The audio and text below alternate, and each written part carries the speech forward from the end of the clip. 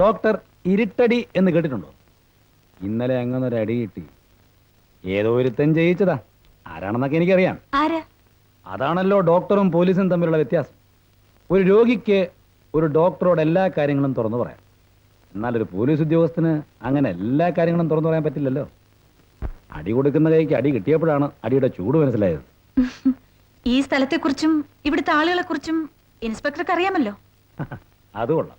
Police ഇൻസ്പെക്ടർക്ക് രാത്രി ഇറങ്ങി നടക്കാൻ പറ്റില്ല എന്ന് വന്നാൽ പിന്നെ നാട്ടുകാരുടെ സ്ഥിതി എന്തായിരിക്കും? അർദ്ധരാത്രിയിൽ ഒറ്റയ്ക്ക് ഇങ്ങനെ പുറത്തിറങ്ങി നടക്കരുതെന്ന് പറയാൻ നാട്ടിൽ അച്ഛനും അമ്മയും ഭാര്യയൊന്നും ഇല്ലേ? അച്ഛനില്ല, അമ്മയുണ്ട്. പിന്നൊടുവിൽ പറഞ്ഞ പാർട്ടിയുടെ കാര്യം. I am a chronic bachelor, തികച്ചും അവിവാഹിത. സോറി, ഞാൻ വിചാരിച്ചു കല്യാണമൊക്കെ കഴിച്ച് 1-2 കുട്ടികളൊക്കെ ഉണ്ടാവുമെന്ന്. അല്ല, എന്നെ കണ്ടാൽ അങ്ങനെ തോന്നുകയും ചെയ്യും. ഏയ് അതല്ല, ഒരു വിവാഹം കഴിക്കണമെന്നുണ്ട്. ഡോക്ടർ പറഞ്ഞ പോലെ അർദ്ധരാത്രിയിൽ പുറത്തേക്ക് ഇറങ്ങുമ്പോൾ സ്നേഹത്തോടെ ശാസിക്കാൻ ഒരു പെൺകുട്ടിയെ അന്വേഷിച്ചുകൊണ്ടിരിക്കുകയാണ്. പല സ്ഥലങ്ങളിലും മാറി മാറി ജോലി നോക്കിയിട്ടും അവിടെ മനസ്സിനിണങ്ങിയ ഒരു പെൺകുട്ടിയെ കണ്ടുകിട്ടിയില്ല. ആ ജോലി ഞാൻ ഡോക്ടറെ ഏൽപ്പിക്കട്ടെ. ഡോക്ടറാകുമ്പോൾ കൂടെ പഠിച്ച ഫ്രണ്ട്സൊക്കെ ഉണ്ടാവുമല്ലോ. എന്തൊക്കെയാ ഡിമാൻഡ്?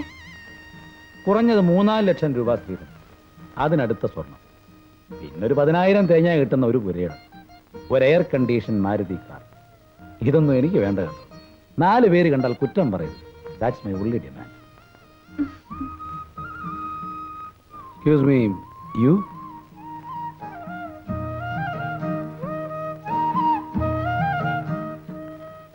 ഉത്തരം ഡോക്ടറുടെ ചിരിയിലുണ്ട്. തികച്ചും അവിവാഹിത അല്ലേ? കൈയുടെ ഒരു എക്സ്റേ എടുത്ത് നോക്കാം. ശരി. വേറെന്തെങ്കിലും മുറിവുകളുണ്ടോ? ഡോക്ടർ, എനിക്ക് ഇവിടെ കമ്പൗണ്ടർമാരും ഇല്ലേ? എന്തിനാ? അല്ല, എന്റെ ഈ കമ്പൗണ്ടർമാരും ഇല്ലേ? നിങ്ങൾ ഇപ്പോൾ പറഞ്ഞത് രോഗി ഡോക്ടറോട് ഒന്നും ഒളിക്കാൻ പാടില്ലെന്നാണ്. പറഞ്ഞോളൂ. അല്ല, അത് എങ്ങനെ? അത് ഡോക്ടറെ,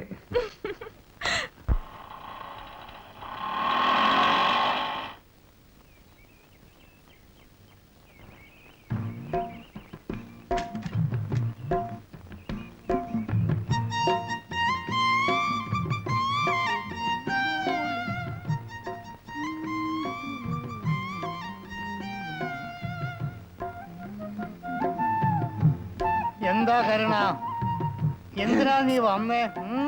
ചേട്ടന്റെ കുളിപ്പരയുടെ അപ്പുറത്തുള്ള തെങ്ങ് ഞാനാ ചെത്തുന്നത്. ഇനിയിപ്പോ കിടപ്പുമുറിയുടെ അടുത്തുള്ള തെങ്ങും കൂടി ചോദിക്കാമെന്ന് കരുതി വന്നതാ. നീ തെങ്ങ് ചോദിക്കാൻ വേണ്ടി മാത്രം വന്നതാണോ?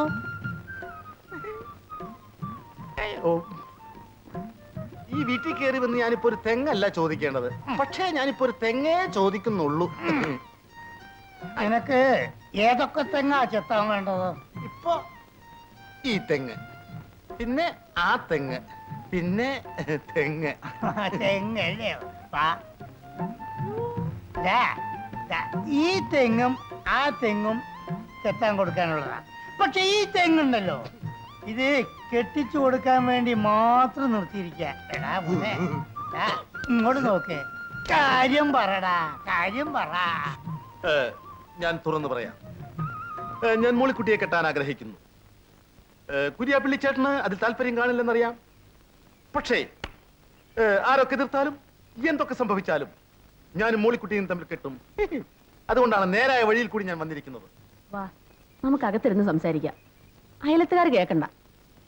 എപ്പോഴായാലും ഇത് അയലത്തുകാരറിയും, അല്ലെങ്കിൽ ഇവൻ അറിയിപ്പിക്കും. കാരണം എന്റെ മകളെ നിനക്ക് കെട്ടിച്ചു തരുന്നതിൽ ഞങ്ങൾക്ക് എതിർപ്പുണ്ട്. നിങ്ങൾ തമ്മിൽ സ്നേഹത്തിലാണെന്ന് നാട്ടുകാർ പറഞ്ഞിട്ട് ഞങ്ങൾ അറിഞ്ഞിട്ടുമുണ്ട്. പക്ഷെ നീ ഈ ചെത്ത് ഉപേക്ഷിച്ച് നല്ലൊരു ജോലി സമ്പാദിച്ചു വരികയാണെങ്കിൽ ഞാൻ നിനക്ക് എൻ്റെ മകളെ കെട്ടിച്ചു തരും. അല്ലാതെ വേറെ ഒന്നും ഉണ്ടായിട്ടൊന്നുമല്ല. നീ ഞങ്ങളെ വീട്ടിനടുത്ത് തെങ്ങെത്താൻ വന്നപ്പോ എൻ്റെ മകളുമായി നീ പ്രേമത്തിലെ. ഇതുപോലെ നീ പലയിടത്തും ചെത്താൻ പോകുന്നല്ലേ, അവിടെയും പെൺകുട്ടികൾ കാണുമല്ലോ. നിന്റെ സ്വഭാവം അതല്ലേ. അപ്പോ എൻ്റെ മകളുടെ ഭാവി ഞാൻ നോക്കണ്ടേ? എന്റെ മോളിക്കുട്ടിക്ക് വേണ്ടി ഞാൻ എന്തും ഉപേക്ഷിക്കും, എന്തും. എന്റെ ഇന്നത്തെ അന്തിച്ചത്ത് എന്റെ സമാപന ചത്തായിരിക്കും. എന്റെ മോളിക്കുട്ടിക്ക് വേണ്ടിയുള്ള അവസാനത്തെ ചെത്ത്. എന്റെ ഒരു അമ്മാവന്റെ മകൻ മദ്രാസിലുണ്ട്. കുറെ നാളായി ഒരു ജോലി ശരിയാക്കി വെച്ചിട്ട് അവൻ എന്നെ വിളിക്കുന്നു. വാടാ കരുണ വാടാന്ന്. ഞാൻ മദ്രാസിലേക്ക് പോവുകയാണ്. എന്നിട്ട് നല്ലൊരു ജോലി സമ്പാദിച്ചിട്ട് ഞാൻ തിരിച്ചു വരും. എന്നിട്ട് ഈ വീട്ടുമുറ്റത്ത് വെച്ച് ഞാൻ എന്റെ ഫിഷ് മോളിയുടെ കഴുത്തിൽ താലി കെട്ടും. പുള്ളിയാണ് സത്യം. പള്ളിപ്പുറം പള്ളിയാണ് സത്യം. റൂം നമ്പർ 3 അഡ്മിറ്റ് ചെയ്തേക്കും. Yes doctor. വരും.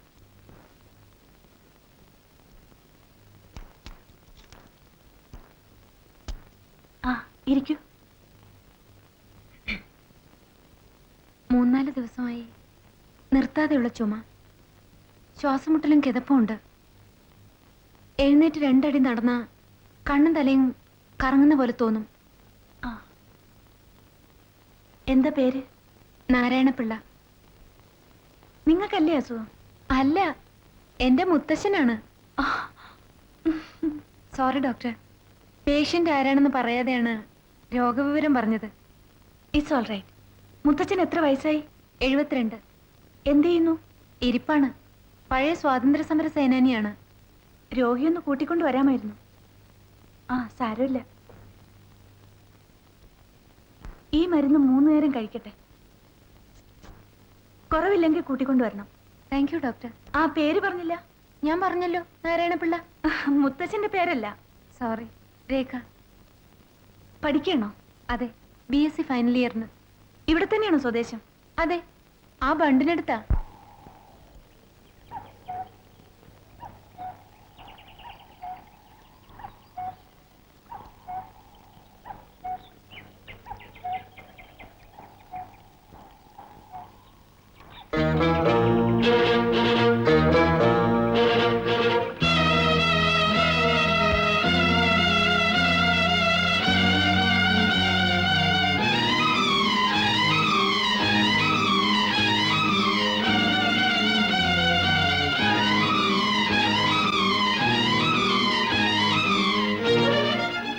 അമ്മയാണ് അവളെ ചീത്തയാക്കിയത്.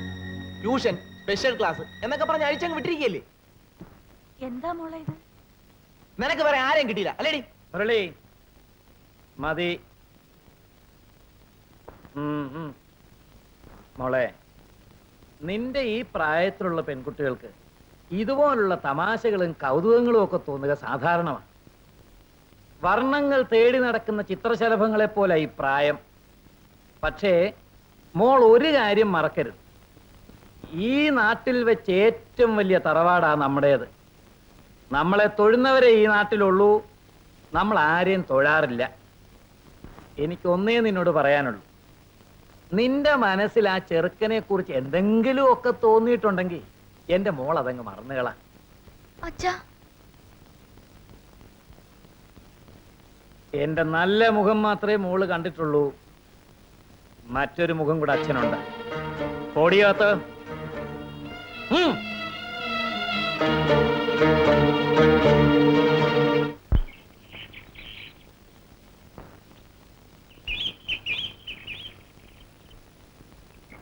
ആഹാ, മോളെവിടെ എന്തെടുക്കുവാ?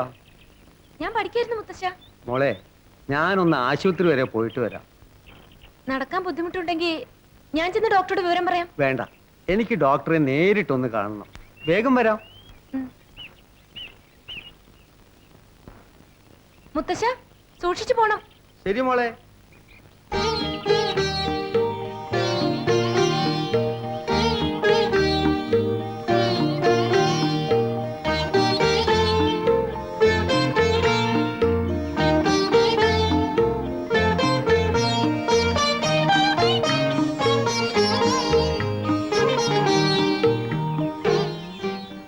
ഈ ശനിയാഴ്ച രേഖ വീട്ടിൽ പോകണം. എന്താ വിശേഷിച്ച്? വിശേഷമൊക്കെ പറയാം. വെറുതെ ശനിയാഴ്ച വീട്ടിൽ പോവുക, പിന്നെ തിങ്കളാഴ്ച തിരിച്ചു വരിക. ഒരു കാര്യമില്ല. ഞാൻ ചെന്നില്ലെങ്കിൽ മുത്തശ്ശി അന്വേഷിക്കില്ലേ? അടുത്ത ശനിയാഴ്ച എന്റെ ബർത്ത്ഡേ ആണെന്ന് പറഞ്ഞത് രേഖ മറന്നു. I am sorry Murali. അപ്പോ വലിയ ആഘോഷമൊക്കെ ഉണ്ടാവുമല്ലോ? ഉണ്ടാകും. ഒരേ ഒരു മകനല്ലേ, വീട്ടിൽ വലിയ ആഘോഷം സദ്യയൊക്കെ ഉണ്ടാകും. പക്ഷെ ഞാൻ പോകുന്നില്ല. ഞാൻ ബർത്ത്ഡേ ആഘോഷിക്കുന്നത് എന്റെ രേഖയോടൊപ്പം ആയിരിക്കും. ഹോസ്റ്റലിൽ നിന്ന് എന്റെ ഫ്രണ്ട്സിനെയൊക്കെ വിളിക്കട്ടെ? ഛേ, ഓൺലി 2 മെമ്പേഴ്സ്, ഞാനും എന്റെ രേഖയും മാത്രം.